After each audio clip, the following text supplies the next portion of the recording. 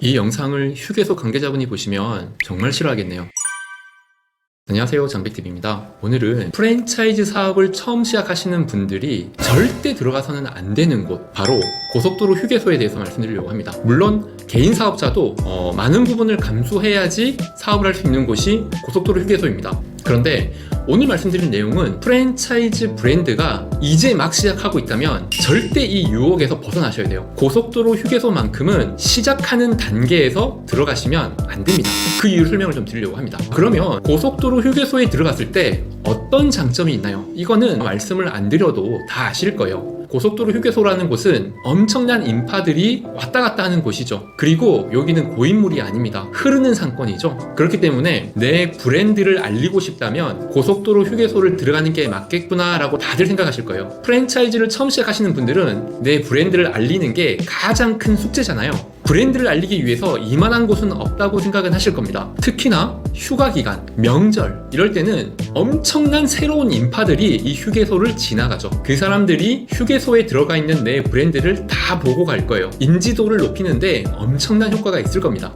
인지도만 높이나요? 그분들은 무언가를 사기 위해서 다 들리는 분들이죠. 구매력도 엄청 좋아요. 드시는 분들은 조금 비싸더라도 많이들 사갑니다. 자, 이렇게 큰 장점이 있다면 앞으로 들려드릴 단점이 있어도 어느 정도 감수가 되지 않을까, 이렇게 생각하실 수가 있는데요. 그렇지가 않습니다. 이런 단점들은 극복할 수 있는 방법이 가격밖에 없어요. 가장 큰 단점이 가격이라는 거죠. 고속도로 휴게소에 입점을 하기 위해서는 입점 수수료가 대부분 있어요. 월세인 곳도 있을 수 있겠지만은 대체로 백화점처럼 판매 수수료로 결정되는 곳이 많습니다.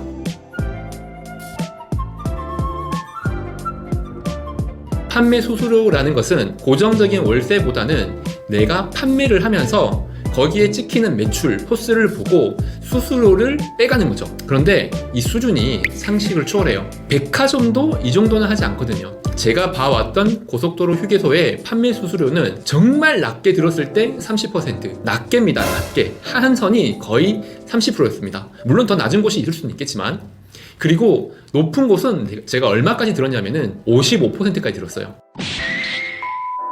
내가 10,000원짜리 하나 팔게 되면은 5,500원 정도를 판매 수수료로, 그러니까 월세로 내는 거죠. 그 정도까지 제한을 들었는데요. 그렇게 높은 것들은 중간 계약자들이 있는 경우입니다. 휴게소 입점 계약을 중간에서 알선해 주시는 회사 또는 사람, 그렇게 높은 곳들이 되게 많아요. 휴게소는 쉽게 들어가고 안 들어가고를 상담하기가 쉽지 않기 때문에 그렇습니다. 자, 그러면 이렇게 생각할 수가 있겠죠. 판매가를 확 올려버리면 수수료 많이 주더라도 남는 거 아닙니까? 맞습니다. 극단적인 예로 가격을 2배로 올리면 100% 남죠. 수수료를 많이 주더라도. 그런데 제가 말씀드렸죠. 개인 가게는 그렇게 할 수 있어요. 그냥 팔고 남기는 게 목적이잖아요. 그런데 문제는 시작하는 브랜드는 그렇게 할 수가 없습니다. 자, 이유를 설명드릴게요. 프랜차이즈를 시작하시는 분들은 고속도로 휴게소에 들어가는 목적이 뭐죠? 브랜드를 알리는 게 목적인 거죠. 간판만 달려있으면 되나요? 아닙니다. 내가 판매하는 그 메뉴에 대한 만족도나 가격, 이런 것들도 다 알려지죠. 고속도로를 통해서. 당연히 가격이 올라갈 수밖에 없습니다. 그러면 A라는 커피를 파는 브랜드라고 가정을 해볼게요. 나는 원래 아메리카노를 2,000원에 팔았는데 여기에서 남기기 위해서 4,000원에 팔면 될까요? A라는 브랜드를 런칭을 해서 고속도로 휴게소에서만 4,000원에 팔고 있으면 고객들은 이거는 원래 2,000원이지만 고속도로 휴게소니까 4,000원이네요, 이렇게 생각을 할까요?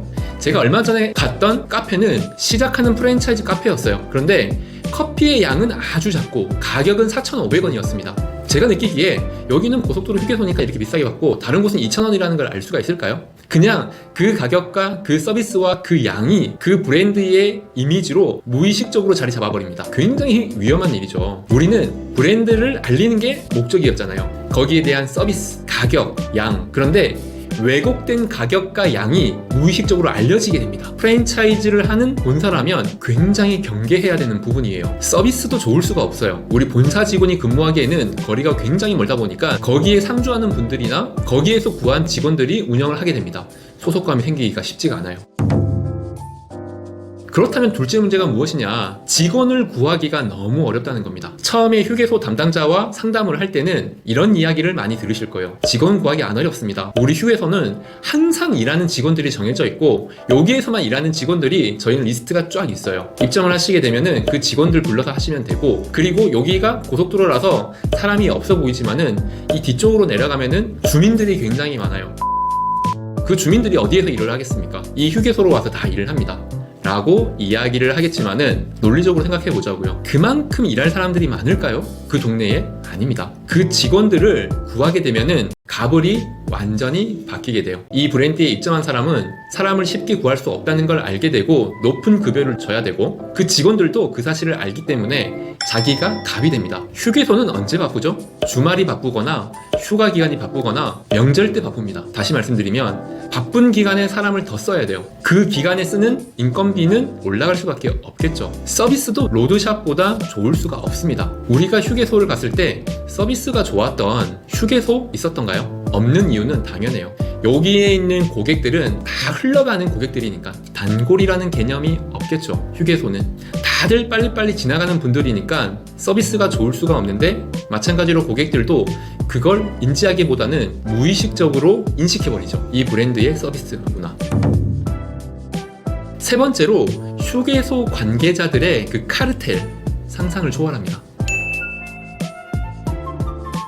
휴게소는 약간 섬상권처럼 그래요. 주위에 다른 어떤 업종들이 막 연결되어 있지가 않잖아요. 하나의 섬처럼 그 안에 딱 갇혀 있습니다. 거기에 계시는 관계자분들도 물론 좋은 분들도 많이 계시겠죠. 합리적인 분들도 많이 계시겠지만은 지역의 특성상 그 평균치라는 게 있잖아요. 그 섬상권에 있게 되면은 그 카르텔 엄청 날 수밖에 없습니다. 내가 운영하는 가게임에도 불구하고 판매가는 그 관리자들이 다 올려버려요. 왜냐면 수수료를 많이 가져가기 위해서. 나는 싸게 팔고 싶은데 그게 내 마음대로 되는 게 아닙니다.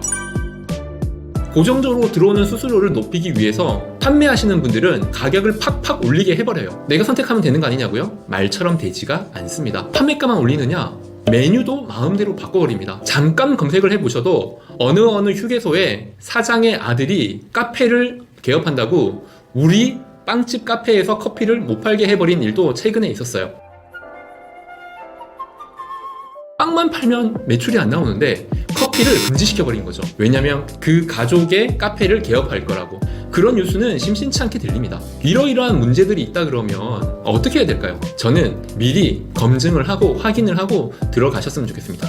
단지 브랜드를 알리기 위해서 들어갔다가는 안 좋은 서비스를 모든 사람들에게 알리게 되고 비싼 가격을 알리게 되고 적은 양을 거기에 지나가는 모든 고객들께 알리게 되는 계기가 돼버립니다. 개인 가게라고 하면 감수할 수 있지만 브랜드라고 하면 그 이미지가 더 중요하잖아요. 절대 30%가 넘어가는 계약은 하지 마세요. 30%도 저 같으면 절대 안 들어가요. 25%도 안 들어가요. 너무 높은 월세입니다. 생각도 하지 마세요. 두 번째로 계약 기간에 대해서 충분히 확답을 받으세요. 그것조차도 안 지켜지는 곳이 많다고는 하지만 그래도 최소한 계약서상에 도장은 쾅쾅 찍어야죠. 명심하세요. 보여주는 것만 많이 보여주면 되는 게 아닙니다. 좋은 걸 많이 보여주는 게 목적인 거죠. 이상 장백TV였습니다.